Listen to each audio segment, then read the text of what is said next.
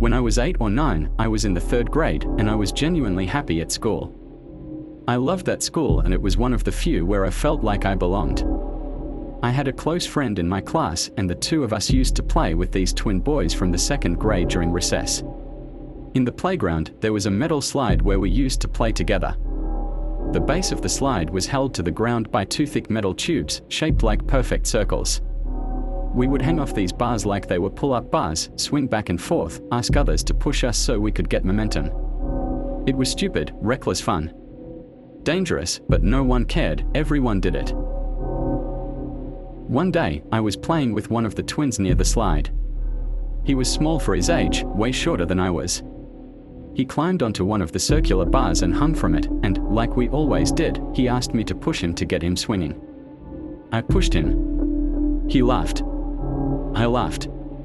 We had fun. But after a few pushes, he started to slip. He got scared and said, "Stop. I'm gonna fall." And I didn't stop.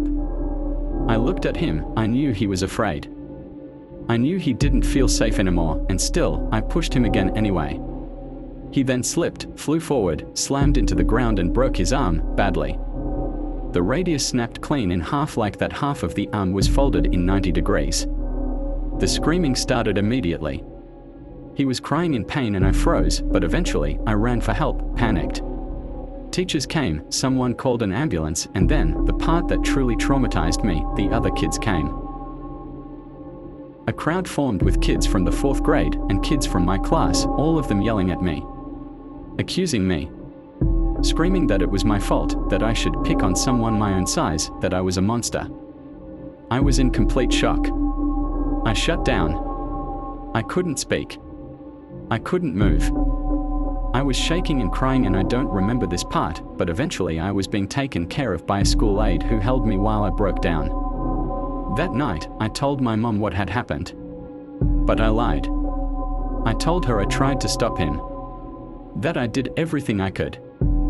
I've kept that lie alive ever since. Even told it again just a few years ago when it came up in conversation. But the truth is, I didn't try to stop him. I knew he was slipping. I knew he could get hurt. And I made the conscious decision not to stop. I pushed him again, not because I wanted him to break his arm, but because I chose to ignore his fear.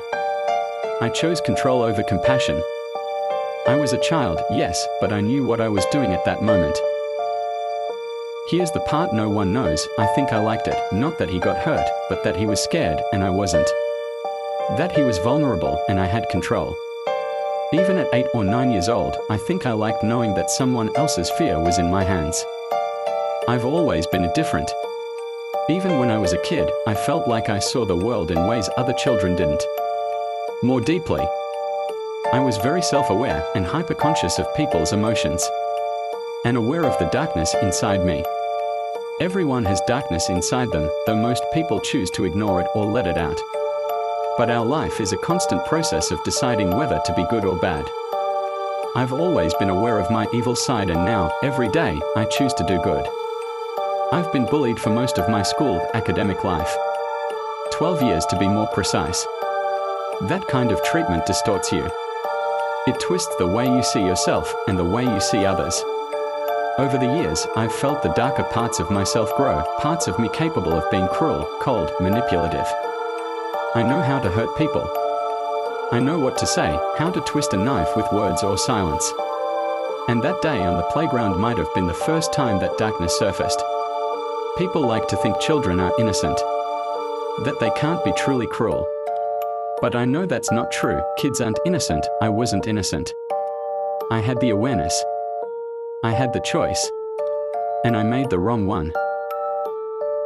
When the boy came back to school weeks later, he told me it was okay.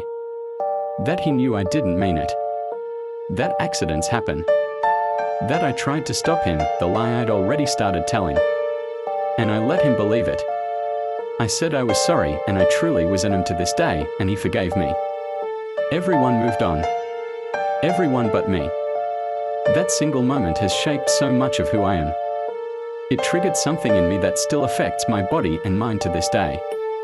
It basically traumatized me, and now I can't handle confrontation. When people argue around me, when I'm called out, even gently, I freeze. My vision blurs. I dissociate. My throat tightens and I either cry or shut down and leave.